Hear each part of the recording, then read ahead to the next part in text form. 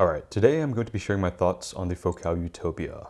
For viewers who might not be familiar with this legendary headphone, this is Focal's top-of-the-line dynamic driver headphone that clocks in at roughly $4,000 for the 2020 model at least. As a newcomer to the hobby, I can scarcely think of few headphones that have been spoken of with higher regard than the Focal Utopia and captured my interest more as a result. Now that it's here in my hands though, I'm eager to give it a more in-depth look, more specifically from the perspective of someone who is more into IMs. And yes, I am the crazy individual who prefers IMs to full-size headphones. But maybe for this reason alone, I do think that I'm uniquely qualified to give a more critical perspective on the Utopia, a perspective that some other reviewers just haven't been able to touch on yet.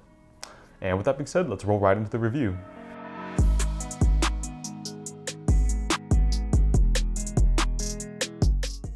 Okay, so just quickly going through some of the accessories that come with the Utopia. Here is the case. I will say that I'm a fan of it, and it certainly feels premium, and I think it'll go to great lengths to protecting your very expensive headphones inside. Here's one of the cables that comes with the Utopia. Overall, I would say that these cables are of acceptable quality. They are better than the ones that came with the Focal Clear, which, if you know, they're not that great. They're pretty janky, for lack of a better word, but these are certainly on the better end of janky at least. Okay, and here is the Utopia itself. It is certainly a very handsome headphone, taking advantage of some more premium components like carbon fiber for the earphone yolks. And carbon fiber, if you are not aware, is often used in high-performance race cars just because of its very high strength-to-weight ratio and, of course, its brilliant aesthetics. You will notice that there is some play to the yolks of this headphone. However, I don't think that's necessarily a bad thing, as it does afford you more comfort when they're on your ears. And just to demonstrate them on my ears. So here they are on my ears. They are very comfortable actually, despite weighing, I think, roughly 500 grams, which is on the heavier side of things. And this is partially attributable just to the very plush ear pads. I believe these make use of, I think it's sheepskin and memory foam, a combination of them.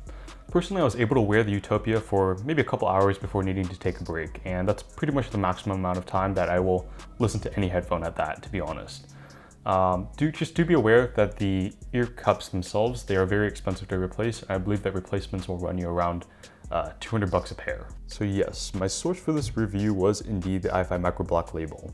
And I suspect that this will be somewhat of a contentious choice given that the Utopia is purported to be quite source sensitive and a lot of listeners like to pair it with very expensive DACs and amps. With that being said, I am of the opinion that the Micro Black label is adequate. It certainly has enough power to give the Utopia enough juice, and I think it also provides a more realistic scenario for which listeners can expect to be powering the Utopia with.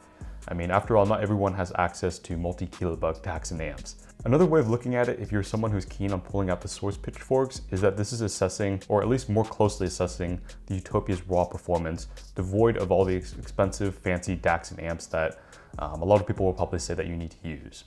Okay, let's talk about the actual sound of the Utopia now that we've cleared all that up. In general, I would characterize the Utopia's sound signature to be fairly neutral, with tasteful colorations here and there that lend to a more exciting sound. Starting from the bass on the Utopia is generally just good in my book. It maintains desirable dynamic driver characteristics like that sense of bass texture, so bass notes come across as quite natural in tactility. With that being said, in terms of the frequency response of the Utopia's bass, I do have more bones to pick. It does exhibit some roll-off once you go down past 50 Hz or so you're not going to get that sense of sub-bass that a lot of planar magnetic headphones, for example, are able to deliver. And the other effect of this is that it lends to some masking in the mid-bass. When your perception of the sub-bass drops, your perception of the mid-bass has to go up. And the effect of this is that it lends to some minor blurring on quicker bass lines. So yeah, just in general, I think that the Utopia has a solid bass response, but it's also not stacking up to planar magnetics in terms of that sense of control and that sense of linear extension that I am generally looking for. Okay, let's move on to the mid-range of the Utopia, which is quite interesting to say the least. It is sort of wonky, but it's the type of wonky that I enjoy, and I think that's the best way of describing it. It should be noted that the Utopia's mid-range is actually quite reminiscent of the Focal Clear. I think the best way of summarizing it is that it is just a little bit more refined here and there. It maintains the bump at 1.5 kHz, so instruments in the lower mid-range are forward and very present for a more exciting sound. However, moving into the upward mid-range and the lower treble, it is smoother than the Focal Clear. This is important because one of my main criticisms of the Focal Clear was the high contrast between 4K Hz and 6K Hz. It had something of a minor recession at 4K and then a peak at 6K Hz, which lent to sibilance on certain tracks. By contrast, the Utopia fills in 4 to 5K Hz a little bit more while maintaining the bump at 6K Hz. It's just a little bit smoother overall, and sibilance just isn't an issue for me as it was on the Clear. In general, I really like the Utopia's mid-range. It's warm, it's exciting, and it marries a lot of parts that shouldn't go together generally into a whole that is greater than the sum of its parts. Now with that being said, I am not as hot on the treble of the Utopia. It, like the mid-range, has some deviations from neutral, but they're not done as tastefully in my opinion. By ear, what I hear is a minor bump at 6K Hz again, a small recession after that, a peak at around 12K Hz, and then a gentle decline off of 15K Hz or so. The Utopia is just not a very airy headphone, especially when you compare it to studio monitors or even some IMs. Yeah, so there are some IMs I think that have better extension, treble extension than the Utopia. Some people might be obligated to call it maybe a more natural response, but at the same time I would have to disagree with that given the presence of that peak at around 12K Hz. There's just too many deviations from neutral, or at least my perceived neutral, for me to call this a more natural treble response. Okay, so at the end of the day, the Utopia's tonality is solid overall, but it's not great, even within the context of headphones. So like, as a basis of comparison, I would point to the Hi-Fi Man headphones, which in my opinion just tend to be a little bit more refined, especially in the upper mid-range to lower treble regions, and they also have better extension in the bass. Where the Utopia does make its mark without question though is in the technical department. For a sense of macro contrast, so that sense of being able to scale decibel gradations in a given track, the Utopia is probably one of the most dynamic headphones that I have heard. This is something of a double-edged sword, of course, and by this I mean that if you listen to like low DR music, dynamically compressed music, the Utopia is going to sound quite shouty and just overly loud in general. And I should know, as I listen to a lot of K-pop and J-pop, which are sort of notorious for being mastered poorly. On the other hand, if you're someone who listens to more refined genres of music, like classical music, orchestral, stuff of that nature, the Utopia is going to sound phenomenal. And to be clear, this is specifically for this sense of dynamic contrast. You can definitely take advantage of the Utopia's technical traits for other types of music as well. And by this, I am mainly referring to the Utopia's insane detail retrieval. But first, just to back off a little, I will say that the Utopia does not have the best clarity. If you compare it to headphones like planar magnetics and especially electrostatics, the leading edges of notes are not as sharp on the Utopia. They're just not, and that's mostly a product of frequency response where the tuning on the Utopia is just a little bit too warm down low and then in the lower mid-range, and then it has some oddities in the treble response that keep it from giving it that sense of sharpness to notes.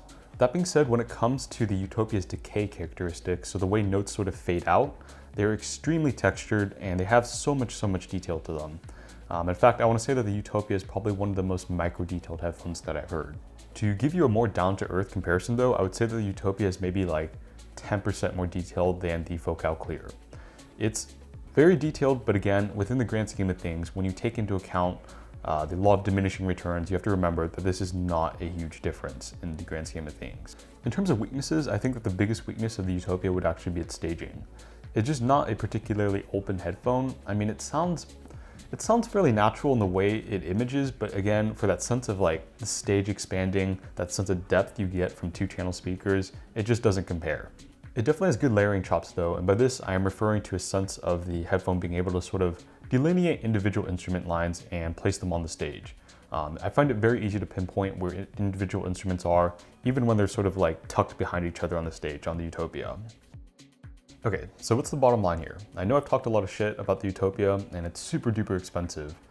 With that being said, that's just me being very critical, and that's my usual jaded perspective on these things. I still think that there's a very good argument for the Utopia remaining one of the best dynamic driver headphones on the market today, if not the best dynamic driver headphone on the market. It's certainly the best one that I have heard at least.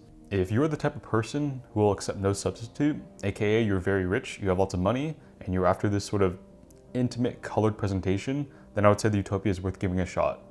On the other hand, if you are a mere mortal like myself who has a budget, then I would probably go for the Clear instead. The Focal Clear, while it does have its issues, and the Utopia I think is just a hair more refined here and there, the Focal Clear is still like 90% of what the Utopia is. And yeah, I think that's gonna do it for my review. Thanks so much for watching, and I'll catch you guys in the next one.